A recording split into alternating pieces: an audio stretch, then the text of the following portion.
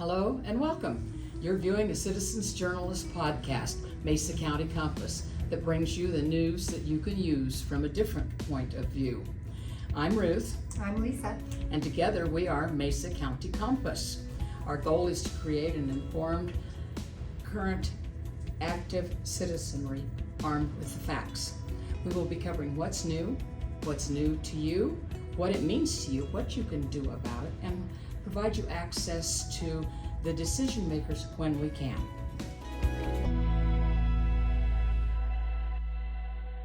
Good morning. You are here with Mesa County Compass, and we are here with Jason Nguyen, who is a city council member. We're going to do a little interview with him. First of all, Jason, we're going to ask you, well, first of all, we're going to welcome you to the podcast, thank you. And secondly, we're going to ask you to give us just a little bit of your background, where you're from, how you got here, and what made you run for city council? What made you run for city council? Thanks for having me. So I have lived in the community since 2010, but kind of before coming to Grand Junction, I grew up in the Midwest. So I grew up in Illinois, lived there through high school, went to college in Missouri, and then after college I just started applying to jobs and applied to a ton of different jobs and got a job with Department of Energy here in town so my background's in chemistry, and I was doing kind of the environmental cleanup work associated with the uranium mill tailings projects, which folks who have been around for a while are probably familiar with. I think what made me want to run for council is, I think having my son really kind of changed my perspective a bit and really kind of made me feel like my roots had kind of solidified in the community more. My wife grew up in Grand Junction and left for a while and then came back. So didn't take any dirt with her. Yeah, that was she didn't take any dirt with her. Her mom's in town. A bunch of aunts and uncles live on the Mesa Palisades. So there's a lot of roots here now. And so I think having him made me realize that I kind of wanted to be able to kind of help shape what the community that he would grow up in and make sure we're on a path that I think feels good for us and for the community. So yeah, that's kind of my history and the why. And the why. Bit. Yeah. So where's your family then? Yeah. So I grew up in Illinois, but then I have a couple siblings and we've all dispersed. So my parents initially retired to Florida and then now they're in California. So I don't have any kind of ties anymore to the Midwest besides growing up there. And then I have family in Texas and my brother's in Alabama. So we're kind of all over. All scattered. Yeah. Indeed. Yeah, modern families don't always end up in the same place these days, but yeah. Well, we've got a lot of controversy going on, so we're going to kind of put you in the hot seat with a lot of it. What did you think of the new city council and what they want to do? You know, we've had Dennis on. I don't know if you ever listened to Dennis, but I was looking at Anna Stout's article, and I kind of want to get your feedback on that a little bit. And one of the things that she said is, you know, we really reached out to the public before and engaged with the public, and this whole decision to take back 4th and 5th and return it to the original was just out of the blue and without thought and without any sort of public engagement. And I would disagree with the entire thing. And I'll tell you why. And you tell me if you had noticed this, because this is what Dennis said. There were several things that, one, the old city manager did a lot of things that were, he'd go right up to the amount that he could spend, like when he did for the road paving, spent over $400,000. And I think you remember that from when you came to stand for the Constitution, that was an issue. And you said, self-performance, I'm not familiar with that. But the others, Diane and Greg and those, were saying, you know, you can't be doing that. You're competing with others. And really, a city manager should be managing what the city council is creating. And the city staff should be doing their staff. That's why they're not called city leaders. They're called city staff. So their responsibility should be, this is what the city council would like to do, we want you to look at this, this. And Dennis said, in his opinion, it was city staff came up with, this is how we're going to do it, and we got a choice of, do we want this flavor of vanilla or this flavor of vanilla, pass or fail? That the projects were all there before we even got a chance to vote. And then he said on top of that, that another problem was that only the only the mayor and the mayor pro temp could set the agenda, and only the mayor and mayor pro temp could meet with Greg Caton, the old city manager. Right. So that doesn't feel democratic at all. Right. What do you think of that, and what do you think about that comment of, well, now all of a sudden we're not being democratic, when I see it wasn't being democratic, or not democratic, representative. Right. Yeah. So I think to maybe that last point about the kind of who sets the agenda, I think that is maybe a misunderstanding on Dennis's part. I mean, under the previous council, That's what I know, I'm saying, under the previous council, I know that the agenda committee, they do have some, I guess, they don't have any more power per se, but they do help set the agenda. But whenever you have 4 council members who agree with you, you can get something referred to the agenda. Problem. And I think that, so yeah, I guess that maybe like the mayor and mayor pro tem try to function as a voice for the whole council and like think about, okay, like how is X council member going to feel about this when they set their agendas. But to the extent that they're effective at that, I mean, yeah, maybe Dennis would disagree that was done as best as possible. But I think the fundamental thing is, what would be a better way to do that then? And what because I've heard what Cody's proposing. So what would be? Do you think that was a fair way to set an agenda? I think it does kind of balance some things. So like for me personally, I have a day job. I have a young child. Like, as much as I would like to be involved in developing the agenda, like I also generally trust my other council members to kind of know what I am going to care about and like what I might disagree with or agree with. And so I do kind of have to delegate a little bit, because otherwise we could as a council set the next agenda, but that's just way more time consuming. And I think what Cody was proposing is that you get to rotate as far as because Dennis didn't get to have ideas presented, right? Because he didn't have a 4-3 vote. Right. That doesn't mean he's not representing the community as a whole. It's just right. But he gets thrown in as a lump sum. His voice isn't heard.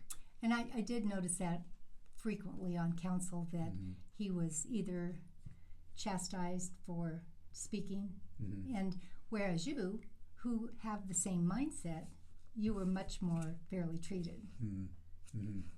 I'm questioning. Do you see that, or? I won't defend how Dennis was treated in every case, but I mean, I think there's maybe some blame to be shared across the parties, but I personally think that Dennis, during the meetings, like he shared his perspectives, and I just don't think they were shared broadly enough on the council for kind of the things that he wanted to pursue. And sometimes they did. And I was on the same side as Dennis around the 29 Road project, for example. And so, yeah, I think it really depended on the issue, but I think for the majority, like I think he wasn't able to kind of garner enough support for his perspective. Yeah, or even present his perspective. I think he did present it in workshop, and maybe not an agenda, but in workshop for sure. But if my voice isn't heard as an agenda item, like your voice was heard, you were a very strong proponent of 4th and 5th Street. But if Dennis had a similar thing that he had been a strong proponent of, his was always transparency. But if he'd had it, if you can't get it on the agenda to be discussed in the first place, then you can't have a voice.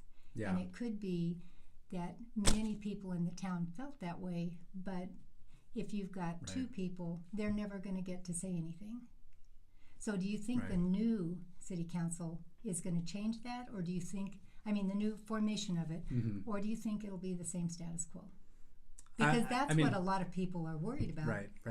No, I mean, I think whenever you have kind of a new set of players, like, that's an opportunity to take a fresh look at things. Would you support that?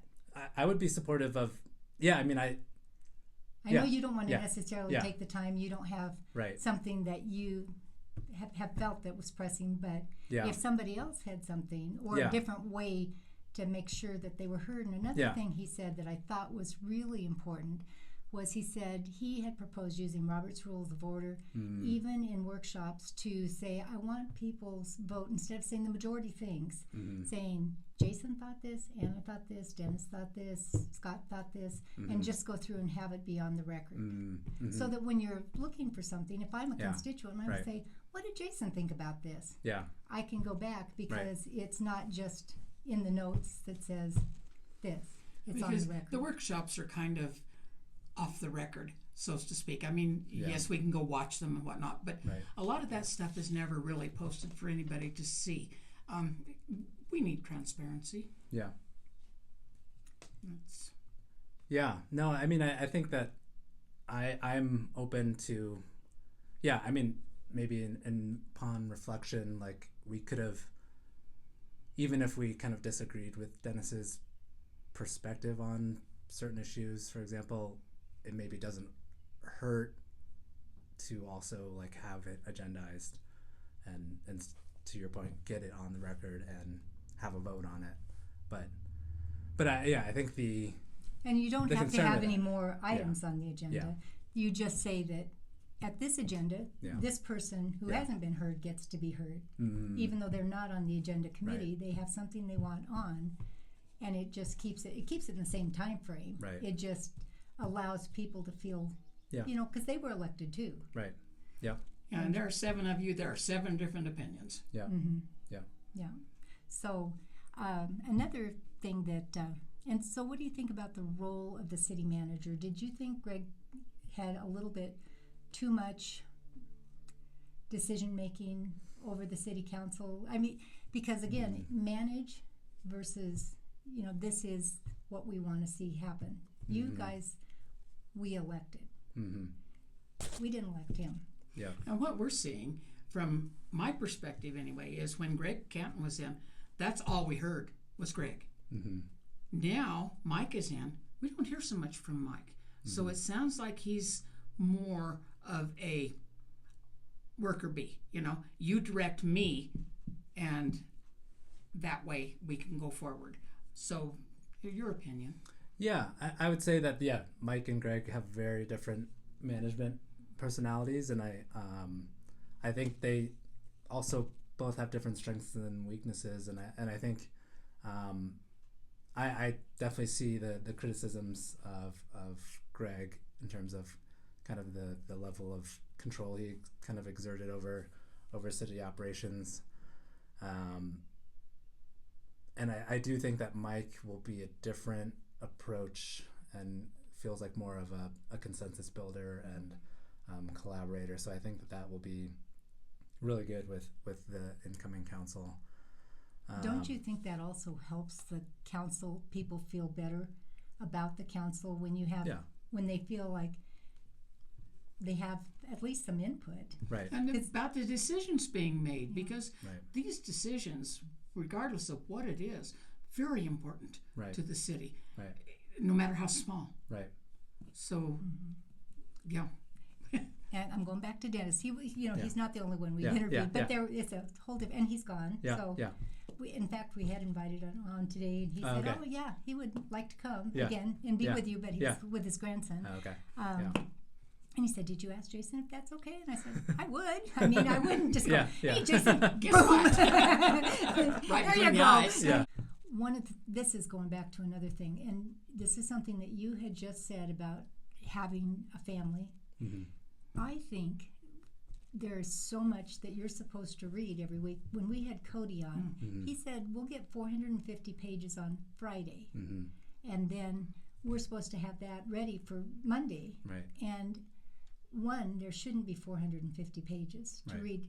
Nobody reads that. I want to ask you honestly, do you read, if there's 450 pages and you have a family at home, do you read the whole thing or do you just skim it? Because I even saw it with Dennis, we'd bring up things that were in like the sustainability and adaptation plan, and he's going, oh, I don't know about that. Well, that's because you were given too much to do. Yeah. No, I will say so by the time it gets to a regular Wednesday agenda, we've usually already seen kind of those documents multiple times. So I definitely read every document that we see at least once, but like for things that have kind of been on the agenda multiple times, I won't necessarily go back and reread it every time. I will say that like the things that I skim are like, sometimes we have like figures and like things that they're like appendices that like are like supporting documentation that like kind of don't really they're not critical to understanding the issue always, and like I'll refer to that back to them if needed, like as I'm reading like the main document. But to your point, I mean, it is a big workload. It is a big sacrifice. But is it necessary? That's my question. Is the city staff just putting out so much stuff that we need? Because Anna said we need to slow down and stop. Well, stop. Slow down and say, this is what we need. We don't have to make all these decisions. Yeah. Boom, boom, boom, boom, boom. There's no time frame. Yeah. For all of this. I would say that I think it's necessary in the sense of building the public record. Like even like I think it is incumbent on us as electeds to do our homework, and to the extent that city staff can kind of provide us anything we might be interested in related to the issue, that's how the packets kind of balloon. So I get their side, and I don't know of a better way. I know like as a citizen, like unless you're steeped in this stuff, a lot of it's going to be like hard to understand or hard to wade through. But then it comes back and you find out it's really impactful. Right. And we're going to go to 4th and 5th on that. But it's really impactful, but it's too much, and you can't distill it for the public. You know, if they put out like a press release. Right. A press release is an after the fact. Yeah. It's not an engagement. Yeah. And so that's a real problem that people, that was, I think, part of the election, is people felt like they weren't engaged and didn't have the information. But I think sometimes it's because the information came out so long ago that they don't remember. Like 7th Street, we had way back in November, right? Mm-hmm. And then if you say, I'm not even say they, if you say, well, we talked about 7th Street and we had a consensus and we had this, and people are going, I don't remember that because that was 2 years ago or that was 3 years ago. Right. It's not helpful and it's not engaging, because now they see a decision made and it's right now. And that happened, I think, with 4th and 5th. Right. You know, it was years ago when you had the TEDS plan. PEDS plan. I just make it a TEDS plan. Well, there was a study specifically on 4th and 5th in 2021, 2022. Mm-hmm. And then the TEDS and Bike Ped plan were 23. Okay. Yeah.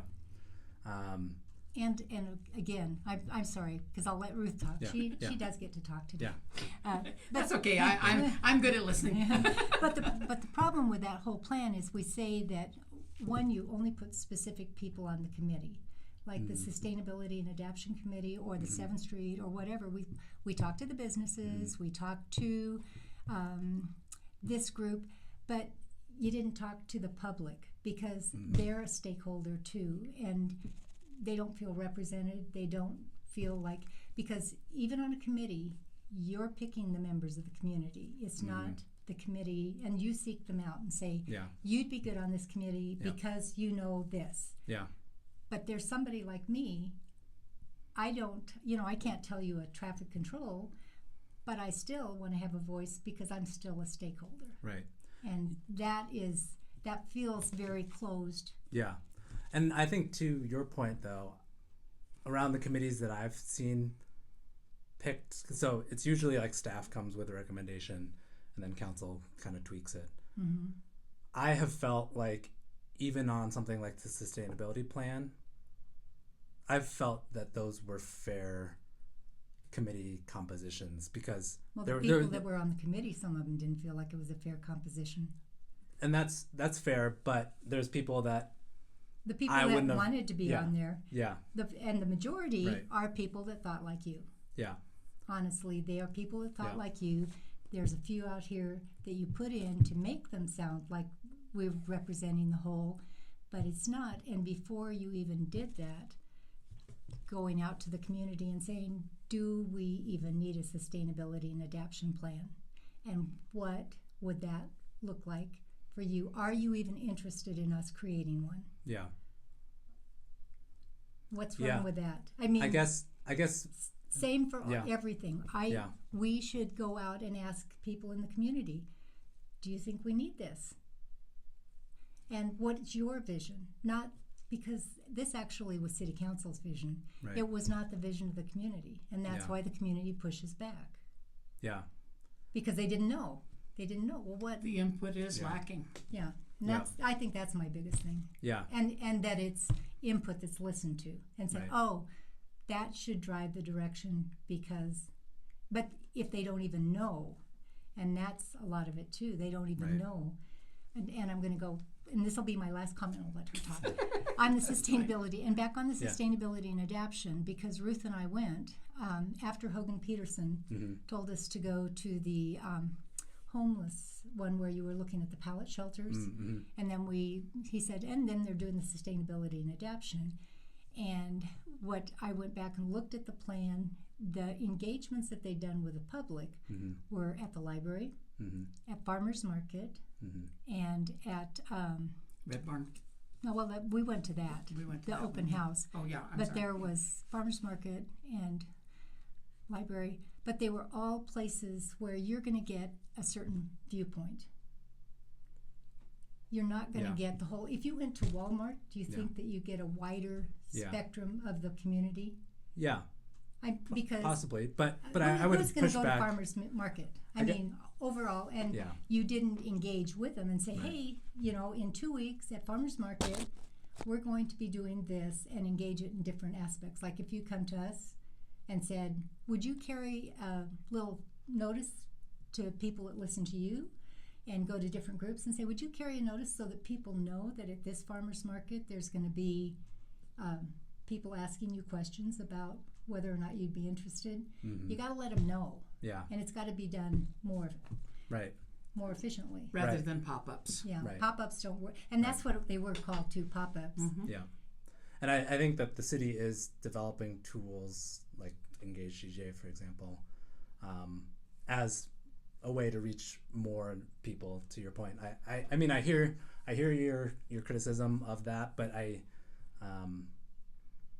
think that this is always a process of continuous improvement, and I think that the city is seeking ways to kind of gather No, broader it's not the input. city. Who is it?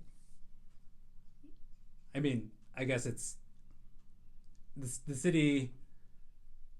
I mean, council isn't necessarily driving that. I mean, yeah, I guess Who in should the be broad driving sense, council's driving that. But And I what think are you the city. doing to change that?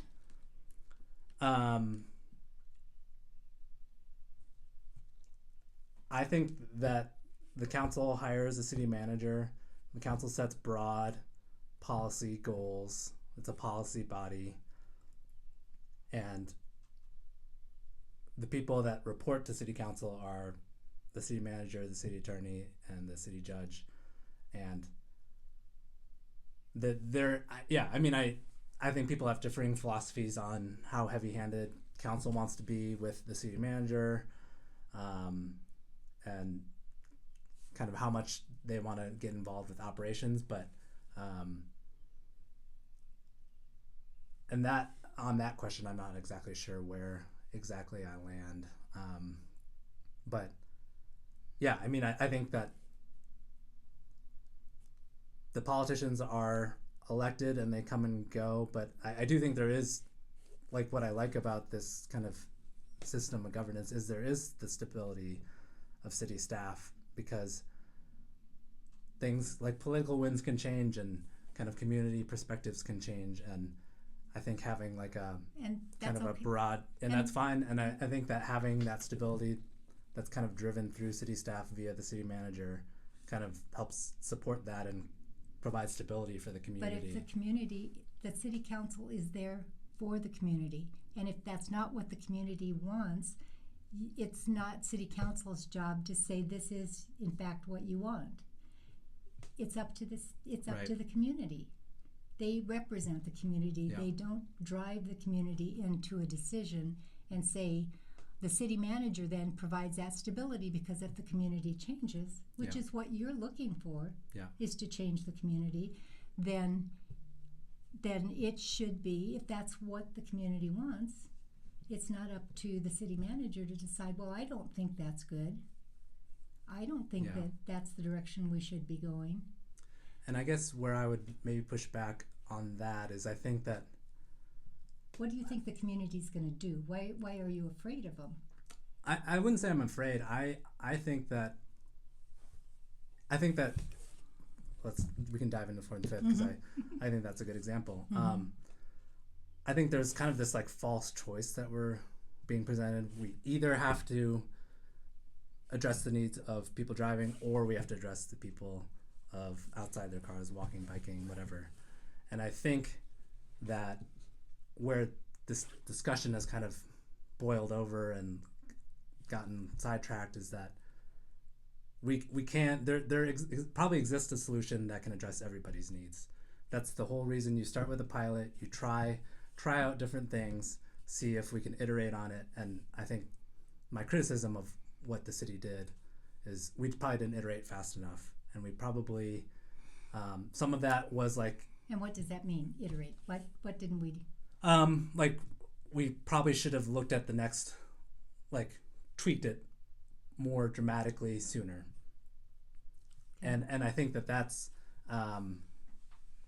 probably part of the anger, is like it felt like council wasn't listening, but part of that was related to actual kind of physical constraints. So the way that the striping was done, you have to like blowtorch this stuff onto the pavement, and unless the temps are warm enough, it's not going to adhere. And so basically we got to this point where last fall, like we knew that changes needed to be made, but like because winter was setting in, that there wasn't really going to be a chance to do that until right around now is when like the temps were warm enough. So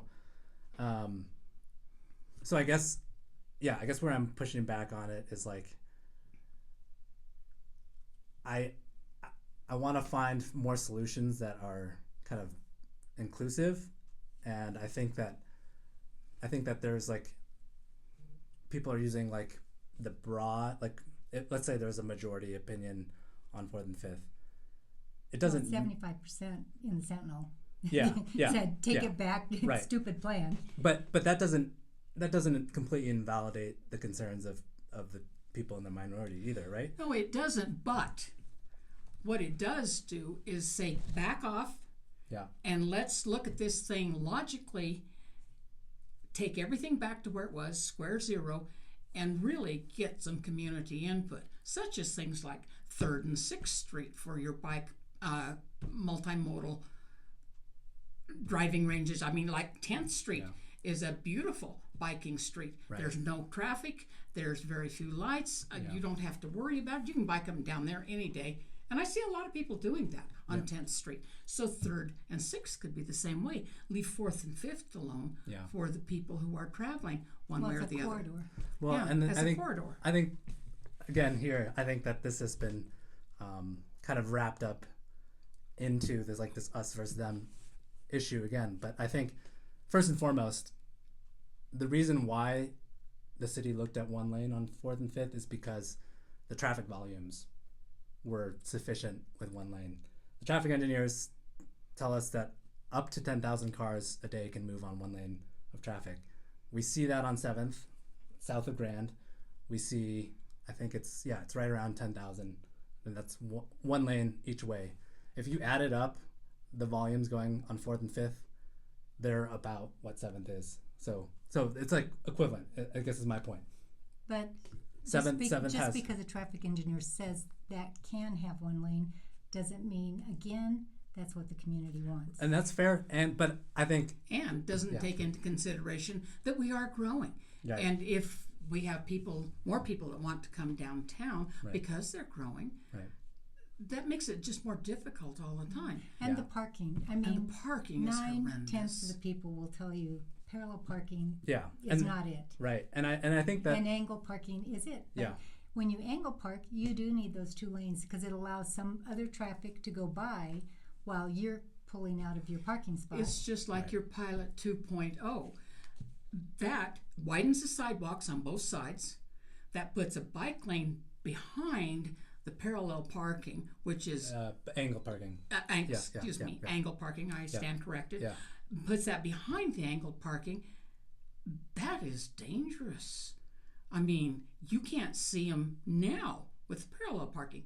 To see angled parking and go in and out, Oh, and no, people so- behind. I mean, I was looking at the plan.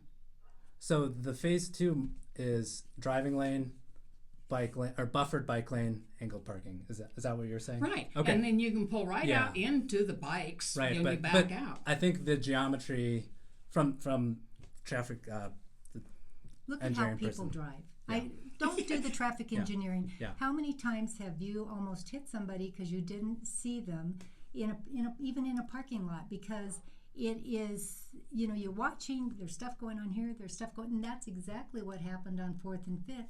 There's so much going on that you Right. had to worry about.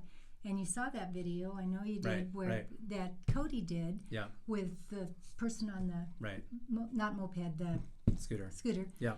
And that lady, she's turning, again, a little bit of it too is sometimes it's defensive driving on Right. both parts. Right. If you see somebody else, I mean, you don't want to be dead right. Right. You're supposed to drive, and I would think ride your bike Yeah. defensively too. Yeah, I do. So if you see that person and they're turning, stop. Stop. I mean, I understand you had the right of the way, Right. but when you put so much pressure on, and I know nobody likes this idea. So Jason, this Yeah. is a party of one. Yeah. I always felt safer because I grew up here, rode my bike around town all the time, Mm-hmm. but on the sidewalk because I figured Yeah. I'm safer.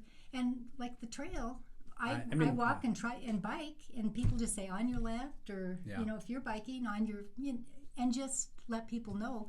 But I feel a lot safer, and I see a bunch of people riding on the sidewalk, and I say, Right. good for you. I have no problem with you being on the sidewalk. Yeah. And I mean, I don't actually know if there are laws against it in Colorado. I know in some states there are. Where there is not. Okay. And it's only by municipality. Okay. So if you say, and that would be a good thing to say, Yeah. you can ride your bike in Grand Junction, just be considerate of a pedestrian. Yeah. Yeah, and I think to your point about that one accident on 4th near the post office, I think that's what moving it right adjacent to traffic was trying to address was, okay, if they're not visible enough behind the parking, let's bring them right next to the moving cars. That configuration's much more kind of tested in the community. Like But then you're going every to have other people backing up. Yeah, but you have that on for 7th, sorry, and I haven't looked at the kind of There's safety no data parking there. on 7th. There's angled parking. Off 7th. Isn't there angled parking or sorry, parallel parking? Nope. Not on 7th. There's parallel parking only on the east side of 7th, and that is just in a few spots. Right. And on it's the west right up by side the of 7th. business. Right. Yeah, by like the Between Grand doctor's and office there. Right. Yeah. But Yeah. it's also inset.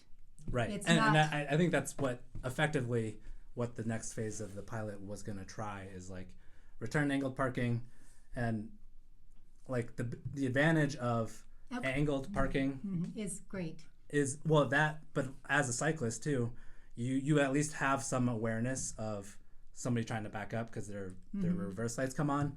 My concern about having parallel parking with the bike lane is people open their doors, like you have to like see through people's cars and see if somebody's sitting there and about to open their door, because otherwise you're going to get kind of knocked or if you're pushed into anywhere traffic. close to me, you might, Yeah. even on the sidewalk when I'm parallel parking, come up against you.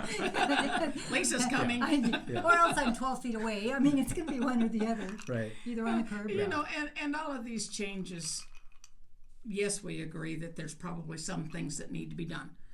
I don't argue that at all. What I do argue is the manner in which it's being done and without any input. It's like the people that own the businesses on Main Street were not necessarily consulted for all of this. When the businesses on Main Street dug up Main Street and made this beautiful configuration that it is, there was a majority of those businesses that wanted that. Right. And the businesses paid for it. It wasn't coming out of the tax dollar at all. Well, it was 25%. Well, yeah, but it's businesses did pay for it. It wasn't us that paid for it. Right. And, you know, it was a mess, and they did it, and it was beautiful, and it was great. But there was that input from the businesses. The majority of them wanted it. The way it is now with 4th and 5th Streets, the majority of the businesses were not consulted, and it was thrown at them. They've lost parking. They've lost businesses, lost business because of what's going on. And they're frustrated, and some are having to move out because they cannot afford being down there without traffic. So where's the compromise there, you know? Well, and they also had the resource center that was a problem, Yes, and that put was on them. And, that's another whole subject. well, and the increase in parking, the cost of it, you know, that, and like you said, for you, you know, it seems like a whole sector of our community was ignored, and that being the elderly, by the whole decisions, elderly. And she looks at me when she says that. What? Well, I can't parallel park, so I'll join the elderly there. And then, but I mean, for a kiosk, walking over to a kiosk for a lot of people that are older, it's harder for them. Yeah. And the And increase finding in them. the cost. Yeah. That was a fun thing. Yeah. That she was complaining about that. Yeah. I was just complaining about cost Yeah. because that's a fee. I mean, it's just an increased fee, and I'll save that for later, but I was going to talk about the mill levies. You know, that last time we had that 40% increase in valuation of homes last year, and the only group that reduced their mill levies to offset that, to help taxpayers, was the county. They reduced their mill levies so that they were more in line with what the previous taxes have been. The city did not. And, you know, if you have an increase, a person like me, you know, my house, even though it's gone up in value, it doesn't benefit me if I'm not selling it. Right. There's just a multitude of things, but I think our big discussion really is the 4th and 5th Streets. Okay, I'll go back to that. Now then, have to ask you. Yeah. Of course, the obvious question. Yeah. What were you thinking? You know. What did you think was going to happen?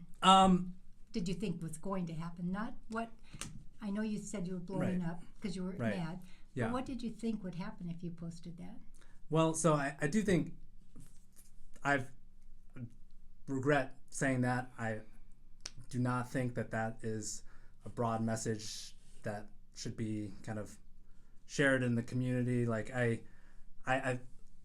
what I was thinking was I was kind of frustrated with how the decision went down, and I felt like we kind of just like completely scrapped multiple years of work and trying to find a solution that can work for everybody by just kind of reverting it quickly and like without much notice, because process-wise it was on the consent agenda.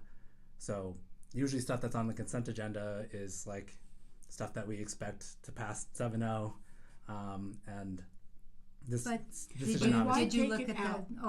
Why take it out on those people that really didn't like it, the businesses that didn't like it? So that's I'm trying to figure out your thought process. Right. I know you were angry. I understand that. Right. Most of us would be. Yeah. You know. You worked hard. Yeah. You worked hard on it. I have to agree with that. Important. But you are a city representative. Right. And even though it was a private chat, anything on that Yeah. internet Right. is public exposure. Yeah. And I think the criticism. I think that the Or if criticism you is do, valid. you'll think Yeah. about it anyway. Yeah. No, I fully accept the criticism because I don't think it's the right message, and I think it does create this kind of false division in downtown where,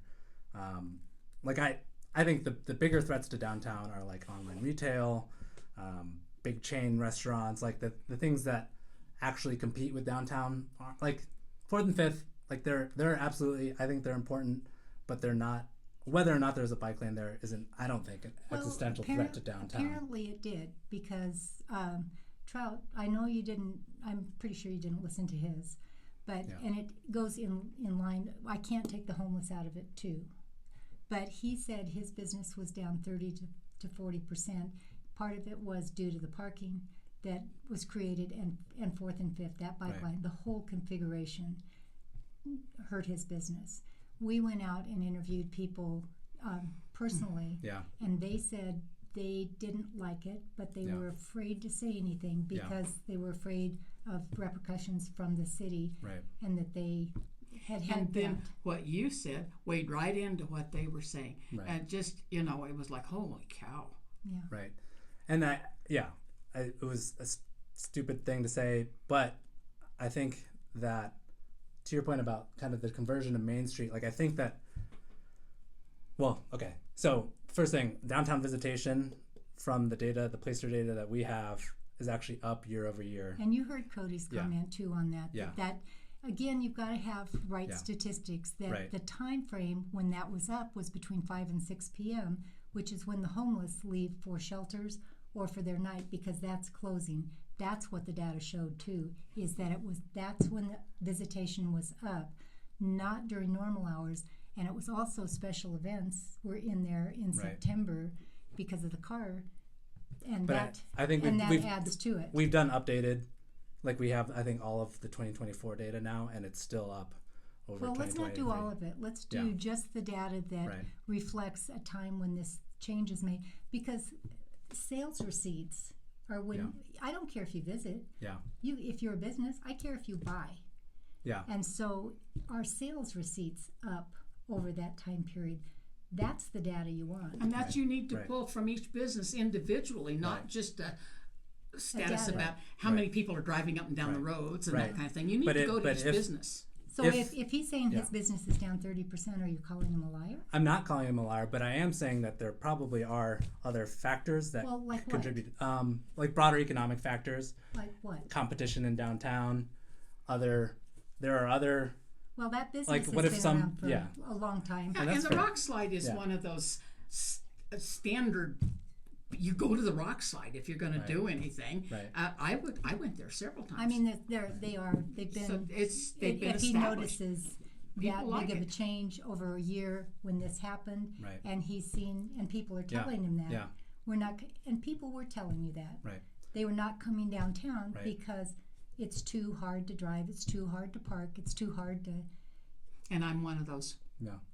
I'm as guilty as the next person when it comes to going downtown. Yeah. If it remains this way, I will not come downtown again. And I did have several businesses that I did frequent down there. I like downtown. I love it. It's pretty. Yeah. It's pretty. It's comfortable to be in. The restaurants are great. The Dream Cafe, the Rock Cafe Slide. Soul. Yeah, Cafe Soul. All of them. Main Street Bagels. Yeah, all of them. But I have other places I can go.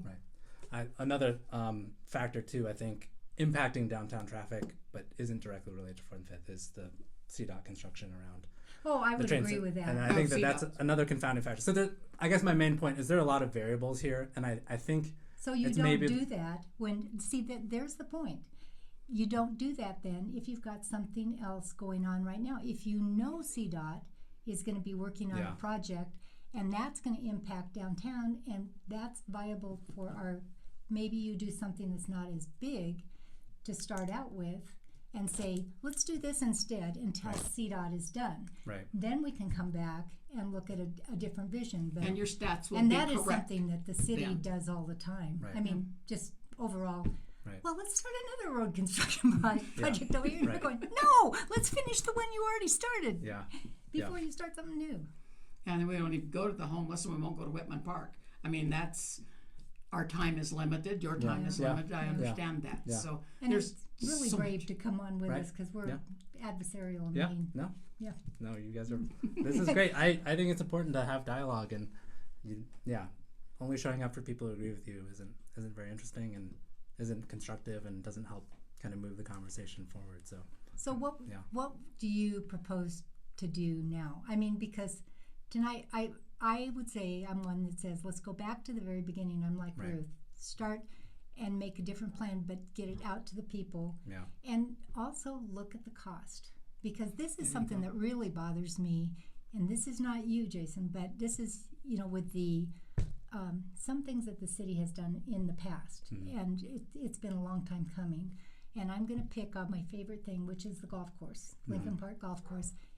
If you don't golf, you don't care. But it's in terrible, terrible shape. I mean, it got all sorts of... Last year, the driving range didn't have any grass on it. It's the only driving range ever.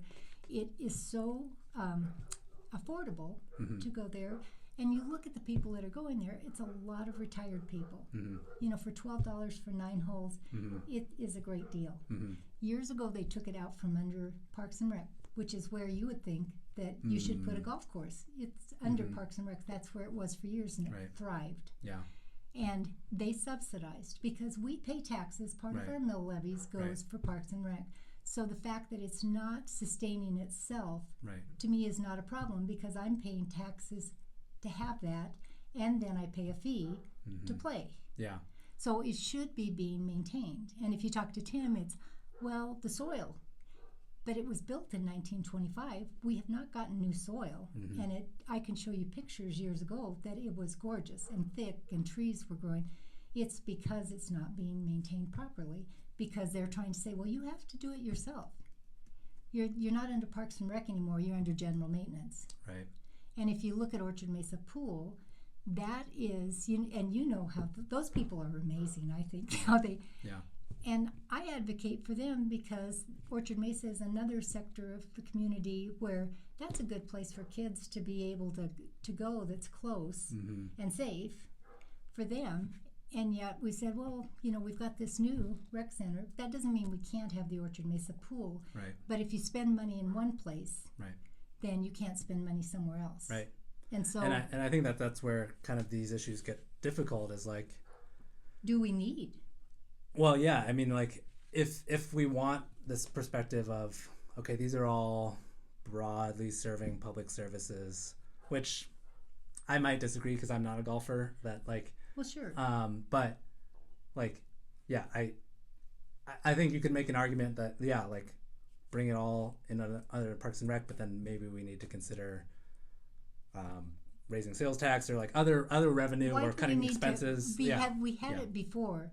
And it was beautiful, and it was functioning, and it's only gone up in price every year. So why do we need to raise sales tax to have something that's already been established and good, and you've gotten property from the VA that they gave for hole 2, 3, 4, and they said, if you ever take it out, then we want it back. It was a legacy gift. Yeah. Don't tell me that we need to come back and increase sales tax to have that. You need to take care of that. Because of the way that our country is going, our money is going less and less and less. It can't be spread any thinner. Right. And something is going to have to give if we keep going up and up and up in sales tax. So we need to be cognizant of that as well. And we do have a high sales tax here. Yeah. I mean, it's high. You look at almost 10% on an item. I'm not tithing to the city. Right. Well, the city's portion. I know. I understand. But what I'm saying is, you're taxed on everything, and at 10%, it's a tithe. Right. Yeah. Except, what's excluded? I think groceries are excluded. A couple things are excluded. Well, I know. I realize that. Yeah. But overall, you want people to spend money, right? And you're taxing them, and you said, maybe we should increase the sales tax. Yeah. Well, but to your point about golf specifically, there's probably also people in the community who are like, oh, I'll never use that. Why am I subsidizing? That's the same thing you might think about a school. My kids aren't in school anymore. Why do I subsidize the school? And some people make that argument. Because it benefits the community as a whole. Right. you have to Yeah. benefit all the community. Right. You But just I think you the could city argue- just made new pickleball courts, Right. which I like pickleball. Right. But there's no cost for those. Right. That was a benefit for a little section of the community, right? Yeah. But I think you could argue that golf, the overhead on golf is probably, it's maybe not on the level of a pool, but it's probably fairly high in terms of recreation facilities, like the number of people served and how much it costs. Yeah, that is a calculation that That's also that a Parks and draw Rec for does. people to come to the community. is, yeah, And it's yeah. also something that you Yeah. should be embarrassed of if you look at that the course of that, at Right. the condition Well, of and that it's course right down as a community. Right. where people pass all the time. You know, And and I'm because see of what our I'm ball hearing field you're and- saying, because I'm going to play. I mean, it's Yeah. but I'm saying for people, and same thing with Orchard Mesa, for people that don't have the income, they have a right when they're paying taxes to have something available to them. If you look at an old guy, he might not be able to ride his bike, but he can get around with even with his oxygen tank and play golf. Mm-hmm. And you're saying, no, I don't think it doesn't benefit the whole broader community. A fourth of the community is old. Right. Or more. Yeah, but I guess that's why you have like a broad suite of amenities in a Parks and Rec program, because certain people want to play pickleball, certain people want to play tennis, certain people want to go to playgrounds. Like, I don't know what the decision making was to pull golf out from underneath that umbrella. Because you'd have more money other places than Yeah. if you. I mean, Yeah. you do know what the decision making Yeah, process. but I was. guess that is a question though. Like, and this is kind of ties into the Orchard Mesa pool too. Is like looking at the visitation, looking at how much we're paying per year. I think it's like a $30 per head subsidy for every visit, and so Would it be that much if it were maintained? If it had not been? yeah, like certainly visitation I- would go up, and we have kind of estimates of what that would look like. Even in the best case scenarios, I think it's still pretty high, comparatively. So how much? But aquatics are how much expensive, does a so- person expend? How much does a taxpayer? Is their value? So we should have nothing that you No. subsidize that much. I mean, we shouldn't Yeah, have a pool right. because it costs too much. Although Right. every community has a pool. Right. Or Well, more. and I think the issue will be once the rec center opens, what does visitation look like at the OM pool? If it's still strong, I'm completely open to kind of continuing to keep Well, it and open. I kind of think it will be just my personal opinion. Yeah. Because people who live on Orchard Mesa are working class people. Right. They're not going to be spending their time running to the rec center Right. clear across town Right. in order to recreate at all. They'll send their kids to the Orchard Mesa pool because it's close.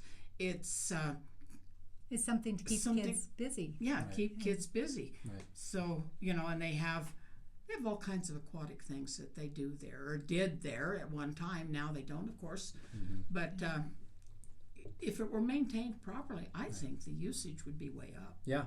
And that is, I think, reflected in kind of the different Data plans, that you've the seen. plans that we've seen for OM is like, if we invested, we would see it go up. But there is always going to be a balancing act of priorities and costs. But there's and, there's the balancing act needs to reflect what the community as a whole and represent the whole community. Right. And again, different things that you've done with like spending how much on a consultant for the sustainability and adaptation plan. That, I mean, again, I'm going back to that. You didn't have to do that. You didn't have to have a sustainability and adaptation plan. You didn't have to hire a consultant for that. You didn't have to get 2 new employees for the city for that. It's just, you're saying that, well, we want to look at the future.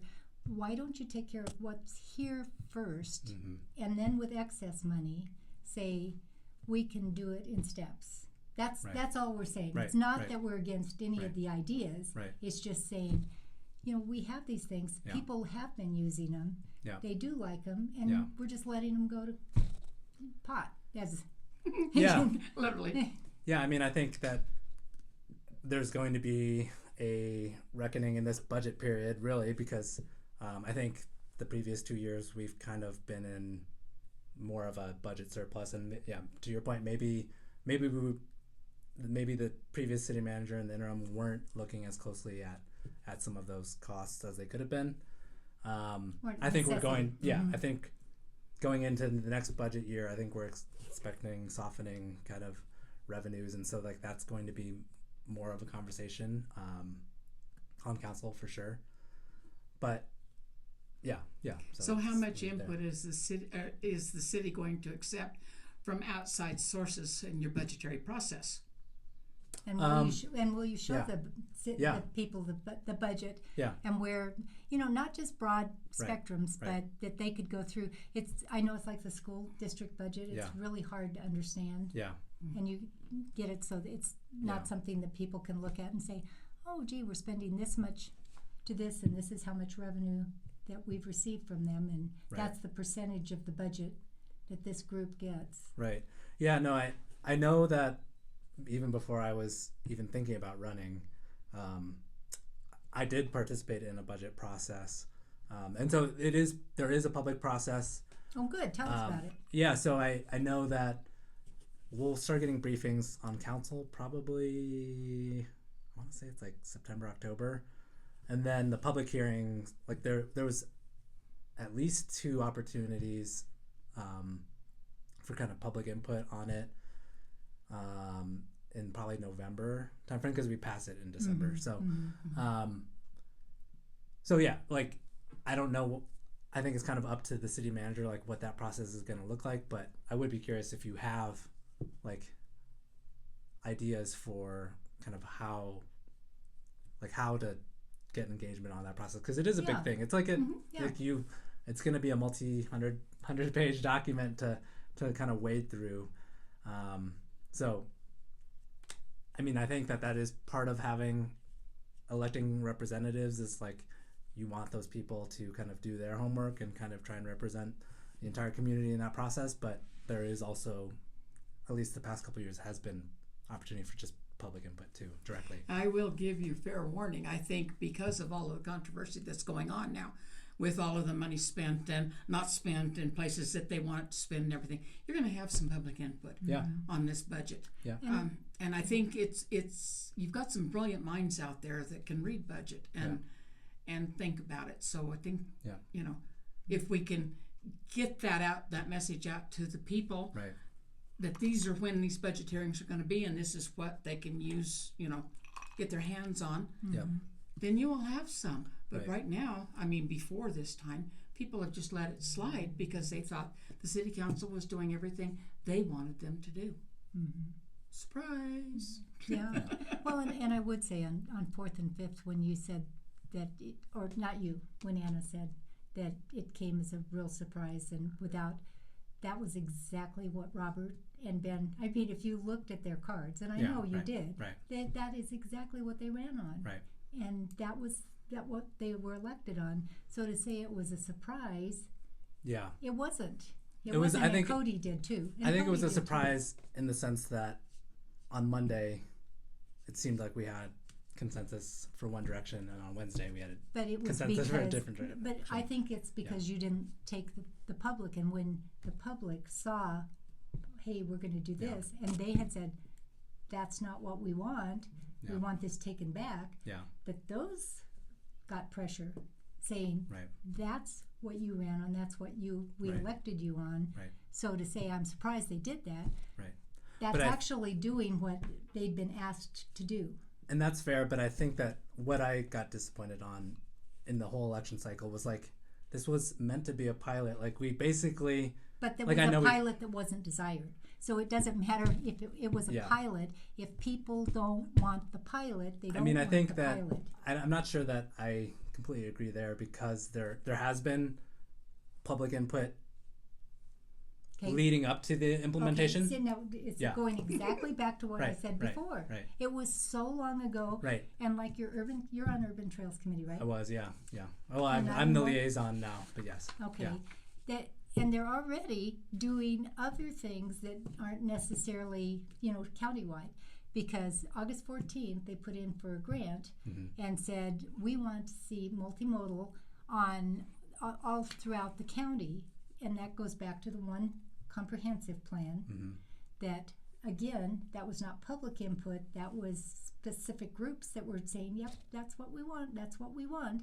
And they said, since Colorado, and I have the document right out there, since we're basically flat, which we're not, and we have a lot of days of sunshine, which we do, but it's not something you're going to ride a bike long distances. And since we're fairly concentric, give us this grant to make more multimodal. And I'm like, but the grant then always comes with the city has to pay money too. Right. And that may not be the direction. It's fine if that whole grant paid for the whole thing, but it doesn't. Yeah. And so there are things here to maintain rather than looking for a grant that you can say, well, we got this grant, so now we have to add this money to it, and it's taking it away over here. Right. And I think one quick point about multimodal, because I think this is also gets lost, is like when you invest, like I think everybody wants a functioning transportation system. I think the only way that they've found to kind of in a lasting way address congestion and traffic and the concerns that everybody has is to invest in alternatives to give people options to get around. And I think that like I'm kind of sensing a little bit of like, oh, you're like giving this money to these people, but you could be spending it here. But I think that yes, but I think you're that not even just sensing that. Yeah, That's yeah, true right. until I what I'm saying is maintain what you have first. Right. Our roads are the actual roads are a mess. They are a mess. And Your sidewalks are a mess. Right. You've got Yeah. these different areas.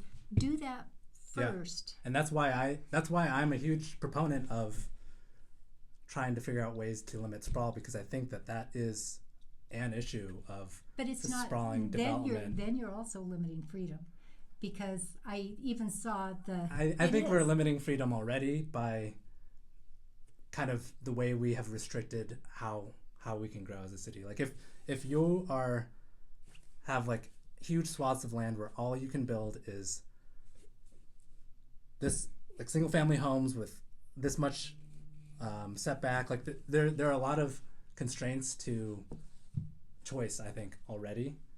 And so I think that figuring out policies that kind of give homeowners more flexibility, or renters more flexibility in their housing options is a huge interest of mine, because I think that the system already limits freedom. I think like if you're only investing in roads for cars, like I don't have the choice to reasonably ride my bike, walk, take transit. how did I ride my bike all these years? You did, but you look at the safety data. I'm still alive. You are still do alive. you notice I Yeah. have no scratches Right. from bike riding? But you And look I at felt the safe. you look at the statistics though, and I'm it's, a statistic. I know, did it. but that's called survivorship bias in the scientific field. Okay. For every you, there's probably a couple people who didn't make it, and so I think it's important to keep our eyes on. I think the big that's picture. a little bit much. And even in your statistics on the accidents, and Cody brought this up too, you didn't say was speed the cause of the accident, because there Right. isn't any data on that.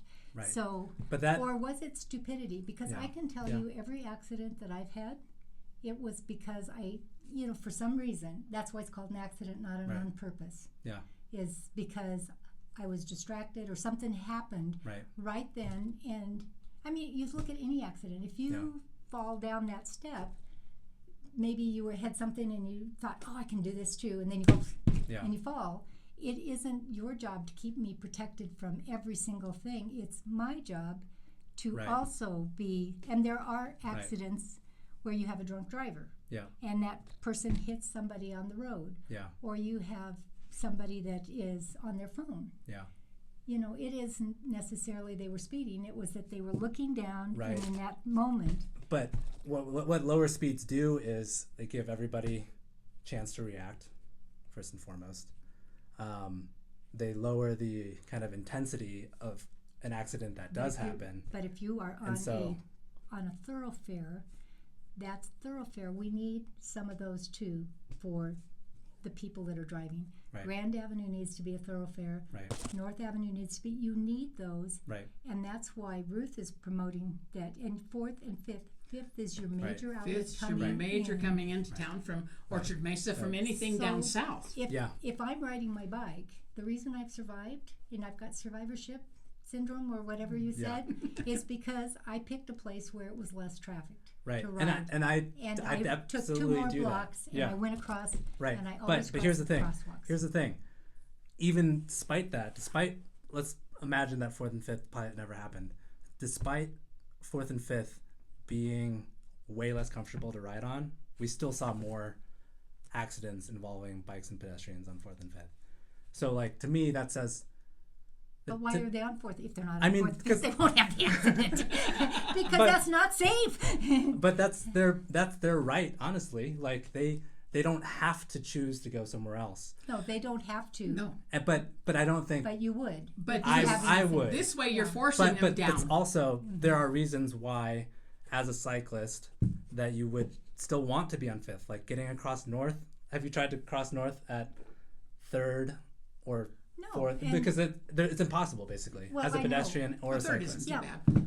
But Yeah. because there's just not that much traffic that goes down that far. If you're going across 5th, you can ride up to it. I mean, you can. There's ways to do it so There's that ways. you're crossing. At But the I think light. that's the point, though, is like, if it's not at least somewhat convenient to pick the safer option, somebody's going to pick the less safe option, and then we're going to have bad accidents because of it. And so that's the balance, I think, that needs to be had. Is like, I never would have chosen to ride on 4th before the changes, but some people did, and they got hurt. And so, but that's their option. I mean, that's cyclists only. Like, I think as a pedestrian, like, so we're gonna ask. I think we're they gonna said ask people. that there actually weren't any deaths or. There weren't any deaths, but there's still accidents. Yeah, but you cannot stop it. It's like CDOT. But we did actually on reduce 29 accidents. Road, and I'm not a proponent of that. Yeah. But CDOT wants to have it so that there's no more than one death on any road, and you can't guarantee that because you can't guarantee what I'm going to be thinking at that particular moment. Right. Am I going to have a heart attack and hit somebody? Right. Well, that's my one accident. So obviously, accidents are caused by so many different things. And I think that what the designs of 4th and 5th have shown is that, like, the discomfort you feel while driving is like actually what causes you to slow down and what causes you to pay attention. Or what causes you not to go because it's too difficult. And that's... And safety and freedom, that's what's in opposition, Jason. It isn't safety only. It's safety and freedom.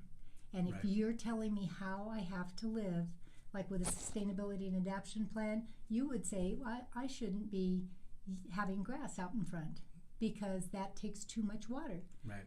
That's not your right to tell me how I have to live because you can't tell me you need to lower your standard of living or you need to take this away. We need to take that away from you. Do you see where that makes people angry and say, I do. Or to tell me that, okay, this house is too big for you because you're retired, and I saw the houses that they proposed at City Council, 2 bedrooms and 1 bath. That's what you need. That's not your right. I see it as an option. Yeah. But most people, do you have 2 bathrooms? Yeah. 3. Would you want to go down to 1 bathroom? Probably not when I have a kid, but maybe when it's my wife and I. Yeah. No, you would not. But if you want somebody else to do that. But I don't think the sustainability and adaptation plan is restricting freedom in that. Oh, now we have that's a whole other subject. So Yeah, we won't okay, go there. But I'm just. But I think to your point, But these are my we definitely points. have opinions. I agree. Like I agree with that perception, but I do think it's an interesting contrast with the 4th and 5th discussion because, to me, I could make that same argument as a cyclist. Like I understand that.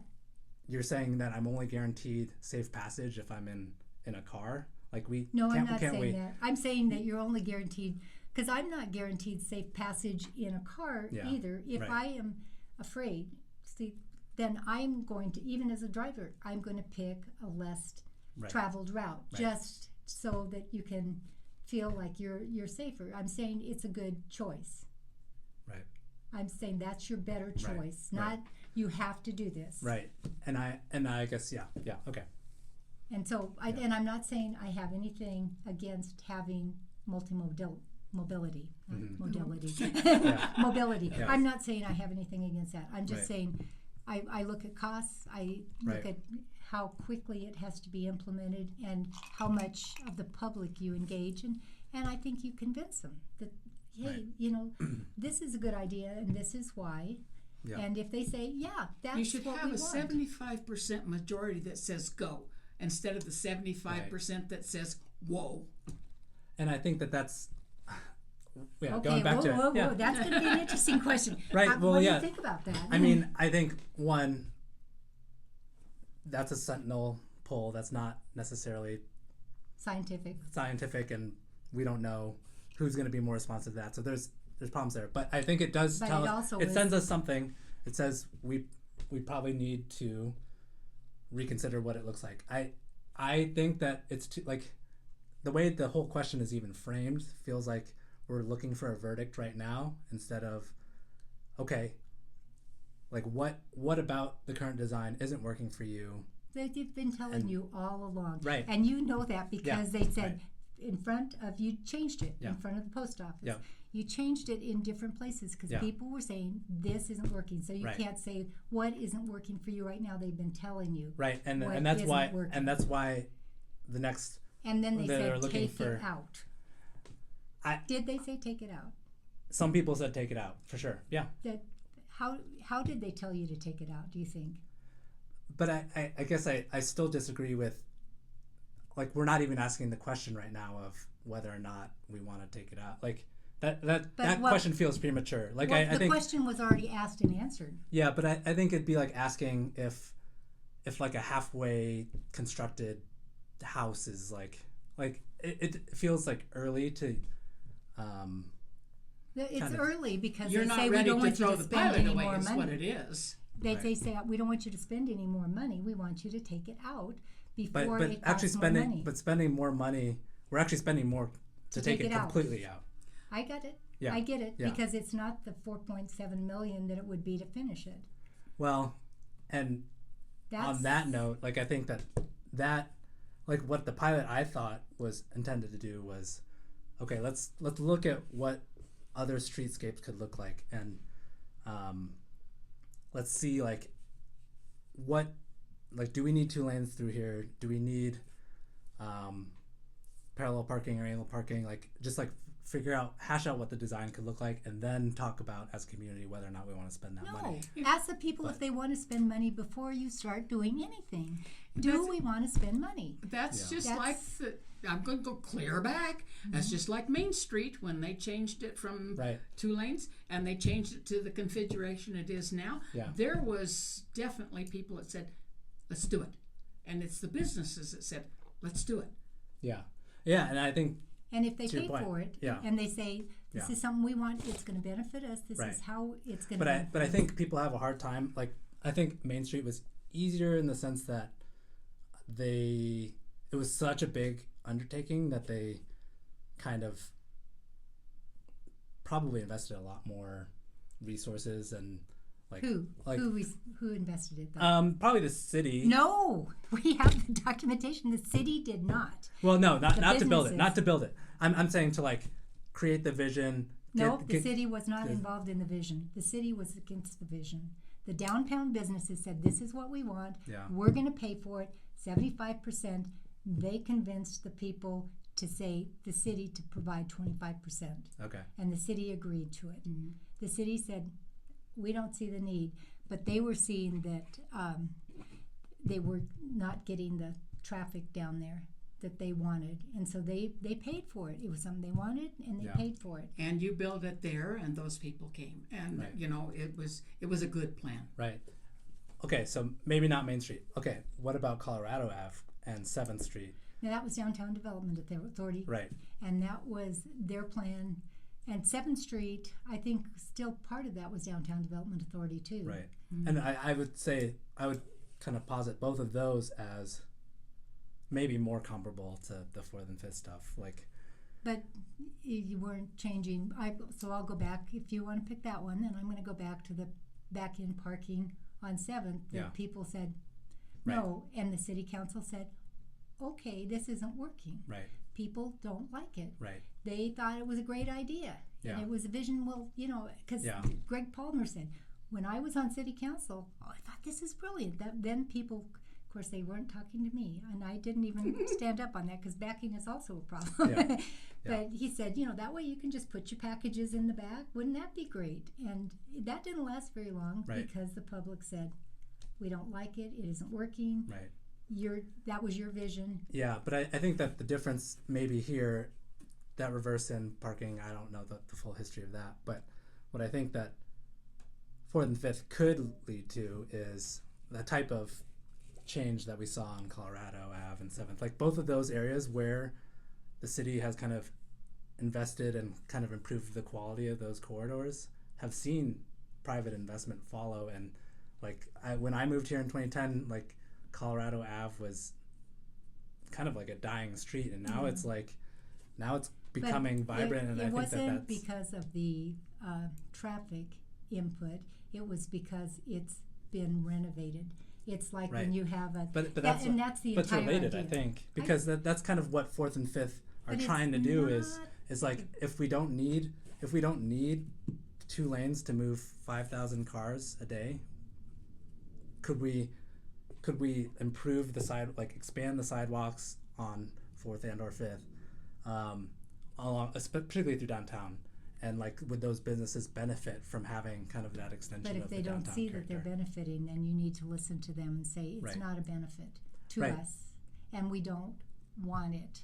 And so please take it out. Yeah, and I think that's probably where we're going to go south of Grand. I think north of Grand, there's a much stronger argument to probably keep the 1 lane, because all the residents in those neighborhoods are saying that their neighborhood, not all, many are saying that they've seen accidents go down, their neighborhoods are Well, quieter. I saw on and 4th there's- Street where a lady said that on a comment, and you tell me, I want a date and a time for this, that she saw a rollover on 4th Street outside her window. Yeah.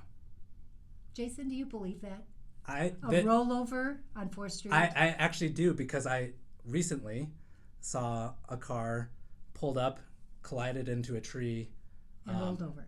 Not rolled over, but it was, I was honestly shell shocked. I was like, how did that car get there? It was surprising how to that me. car probably got there? The driver was drunk. Yeah. So But driver could have been drunk on 3rd. That driver could have been drunk anywhere. But we have seen accidents go down on 4th and 5th, like to half of what they were. Like the rate of accidents on 4th and 5th are half of what they were. So something is obviously working. Yeah, you don't have anybody down there anymore. Sorry. But that's not consistent good. of what we've seen though, because we've seen some stretches traffic is down a little bit, but the amount that accidents are down is much bigger than that, and so I think that it'd be hard to say that. Let's say there's like a 10% drop in through traffic that we're counting on 4th and 5th. You know who it is? It's the people that were causing the accidents that aren't driving down there anymore. So you don't know, But that's what I'm saying though. If different. somebody's speeding, chooses not to go through there. No, they were the people that were distracted too. Or the because distracted drivers. You still cannot, Jason, say what the cause of that speeding was the cause of those accidents. Any of them. Right, but I think if we're right, seeing improvement, I think that's hard to make an argument that it wasn't speeding. You have to. Well, prove no, it. I'm not saying that's the only factor. Scientific method would say that you have to. You can't have it both ways. I think that's a very narrow way to look at improvement. Like, well, you said that the cause of the accident. I'm not saying the only cause. I think it's a fact. There's in every accident. In every accident, there's the contributing reason that factors. you're doing this is safety, Yeah. and the reason that you said that the safety was out was because of speeding. But if you cannot show me that speeding was the cause of the accidents, then I'm not buying that. I'm saying I think so. Why not some big speed bumps or some big speed dips that's going to stop the traffic rather like than on First. yeah. They put in speed bumps on Yeah, First. I think, And those are not even big enough to slow it down as right, much as I they live right should there, be. and so it is still pretty quick through there. So I think that Again, it's a thoroughfare, though. to your point though, I think I think there's always going to be multiple factors in every accident, but lowering speeds will make things safer because of the reasons I already talked about. And I'm just saying that is a thoroughfare, so it's not reasonable to lower speeds. But people are still going above the speed limit. Yeah. So change because the you know what? change the It's lights. No. Change the lights so that Yeah. they are definitely, you have to stop at every light. Yeah. Change that. Well, they're Yeah. you But know, then it won't be as functional as a thoroughfare. So I think there's a and there's a you lot do. to balance. And if you have 2 lanes, I'm sorry, Yeah. a 35 or 40 is fine. If that's the purpose of the road is a thoroughfare, then 35 or 40 is not, and it's 2 lanes. There's no reason why you shouldn't be able to go 35 or 40 on that. And if that's not a place where you feel safe to bike, and but the speed limit through there is 25 and 30, just for reference. but it used to be 30 and 35. Yeah. It's been slowed. It's been slowed down. Yeah. Yeah, and And where is it? 25.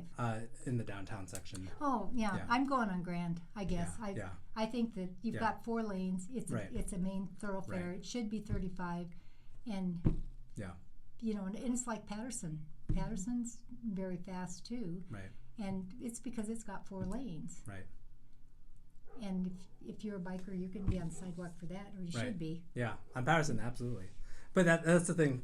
I think the thing here too is like, I think the context is different. Like 4th and 5th should not have the same form to me, like as a North or a Patterson.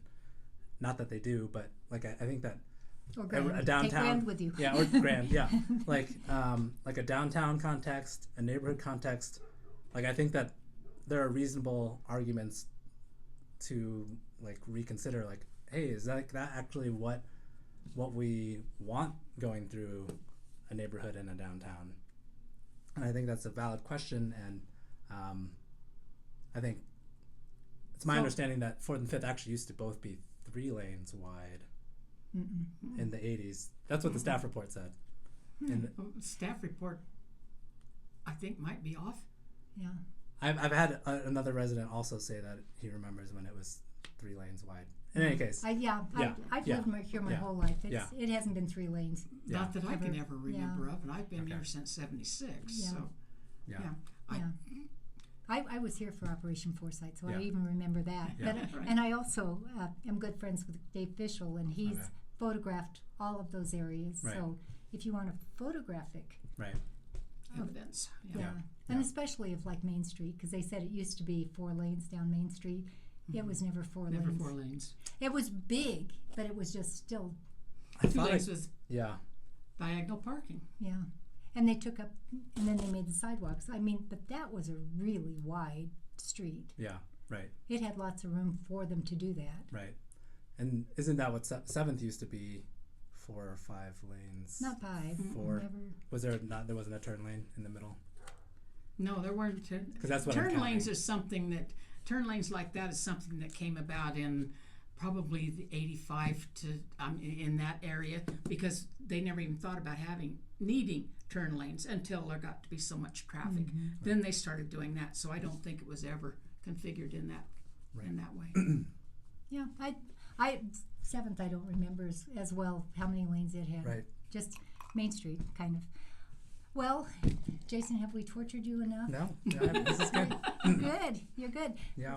So do you have, just in leaving us, how would you like to see city council changed, and how can you get more input from the community? Because I know we talked about this before with Right. you saying that, because of your job and everything, it's real hard for you to engage. Like Cody has his two days a week that he goes out and talks to people. Right.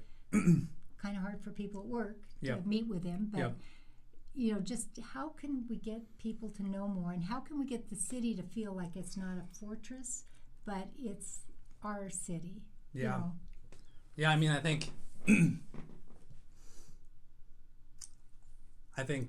that so on a personal level, I think that like emailing your council people, all of council, is a super effective way to I mean, I think a great way to reach out to engage with city functions is to reach out to your council people. I think that kind of the platforms that are being developed by the city around different projects. I imagine that's going to get more and more robust over time as a way to engage. I think, but yeah, I mean, I think there is this difficulty of like when you have a city with 70,000 residents and a valley of 150, like there's just going to be a lot happening, and like to pay attention to all of it, that's why you have like full-time city staff and like a city manager. And I think as a citizen, I imagine there are going to be like the opportunities to engage have already existed, but maybe unless you know where to look, it's kind of like drinking from a fire hose. Like like when you start on council, it's just shocking how much is happening, and that's why that's like part of the job is like making sure you're abreast of everything that's happening. But did that answer your question? No, because it doesn't tell me that you said more people go to Engage DJ, and again, Engage DJ is only good because it's already, the plan's already there. You know, like you're telling me what's happening. You're not telling me how do I want to do things in the future. You're not saying, you're not coming out ahead of time and saying, do you have any interest in this at all? Yeah, this is what we want to do. Is there something This is an idea I have, This is an idea I have. What do you think? Engage with me before we spend one dime on it. Yeah, and I mean that idea seems a lot more akin to like direct democracy, like people have input on everything, and I think that I think there is like a balance of kind of this well, it's form actually of governance. Not direct democracy. It's you coming as my representative and saying, this is something I'd like to do. What do you guys think about it? And if the people that you represent, it's not democracy, and it's not representative if I don't know what you're going to do. How is that fair? If you wouldn't like it if I told you, this is what I've decided you're going to do and you're going to pay for, but I'm representing you. If I haven't even had a chance to say, I think that's a great idea, Jason. Yeah. Well, and I will say that a lot of what comes before council isn't necessary. Like it's a mix, obviously, but like I can't say that I have had an item that I was like super involved with proposing and like have it end up on the agenda. Like some people have for sure, but that's you like can, that's you more can the also anomaly. Promote on it. Say, hey, you have this idea. Why don't you make sure that we understand it, and two, that is presented to the community, because you represent all of us. You're from a district, but you represent all of us. So even if it's not your idea, before it comes out. Well, and we do that on a much smaller scale, I would say. I've had people reach out about a woman wanted to start a free box in downtown, and I kind of helped her connect the dots, and like so there's a lot of that happens just like as a council person, like and I've had people reach out to me about like issues they're having around like getting permits for like a gazebo they're trying to put on their backyard, and so like on the small scale I think that happens. That's managerial. And it is. That is not your fourth and fifth is a proposal to change, and it's a cost proposal, and it's a major change. Before you do anything like that, anybody on the council, that needed to go to the public and in a way that they were engaged before you spend a dime, not coming in and saying, just saying, hey, we'd like to make this more friendly but I guess, to bikes. And we want, and this is going to be something that we think would be really neat. Do you agree as a whole? I mean, what would this look like? How much would you be willing to spend? This is where we'd have to take it from. But because extending that idea further, then would we do that for every single roadway project? It would be anything that had a huge impact. Which would be every roadway project financially have huge impacts. Well, maintaining and everything. If it's going to be something, and your roadway projects, I guess I'd have to know, are you maintaining them? Because that's Like one thing Four that city Canyons, government yeah. is, that is Yeah. one thing that they are already Yeah. supposed to do. That's a function of city government. Or is to it maintain roads. reconfiguration? Yeah, I guess Right. that would be where it would change. Right. Are you Well, maintaining, or yeah. are you reconfiguring? What are you doing? And Right. is that something that the public really wants? And convince them. I mean, if you want to do a great big roundabout like they did out on the Redlands, and that one was one that it didn't have a whole lot of public input, and it was one that it was about a 50-50 split on what people thought. Did they need it, or Right. yeah. It was But I more mean, CDOT division anyway. yeah, but I guess it's just saying, yeah, if it's something that's going to be an impact on a lot of people, yeah. Right. If you're going to close Orchard Mesa Pool, that has an impact on a lot of people. Right. And I think that, yeah, I think we're maybe going in circles here a little Yeah, a bit, little bit. but like, You're right. I think that in retrospect, could we have done more outreach? Probably. Could we have kind of provided? No, like, I don't think could. Should. Well, should yeah. we have done more? Of Yeah. course you could have, but Right. should you have? Was Right. that something you should have done? And Right. how will you change in the future? That's because you've already done Right. this, so now what are you going to do in the future? I mean, instead? I think that's a lesson learned both at the city and council level is like we need to kind of be more proactively engaging folks on anything. And so, yeah, like I think that's something that I think Mike will kind of bring to this. Like, what can you do to bring it? I think as a council, we can establish it in our strategic priorities of strengthen kind of community engagement. But I think what I will say is this job, you have to balance a lot of different needs. And I think that sometimes, and I'm not saying this is the case here, but sometimes almost nothing you can do will appease everybody. Mm-hmm. And so as a council person, you're always kind of trying to thread that needle of, okay, like, can we address 85-90% of the concerns by going this one path and like finding compromise. And so I guess that's kind of what I would say is like, I think some of the retroactive criticisms around engagement sometimes feel like the only way somebody might be appeased is if or felt like they were heard is if their one perspective is the one that we go with.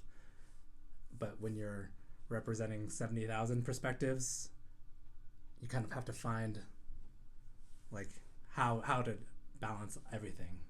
And Majority consensus. yeah. Yep. And kind of generate like, yeah, whatever that looks like. Okay, sorry. Yeah. You've been watching Mesa County Compass. This is the facts as we know them, the truth as we see it. You decide. And thank you, Jason. We Yes, really, thank you. Yeah. We kind of grilled you a little bit. And So. it was fun, Yeah. and it was really fun, and it's Yeah. nice to meet you and Yeah, likewise. get to know you. Yeah. difference than you sitting on the council and Right, sitting in front right. of us. Yeah, Yeah. it's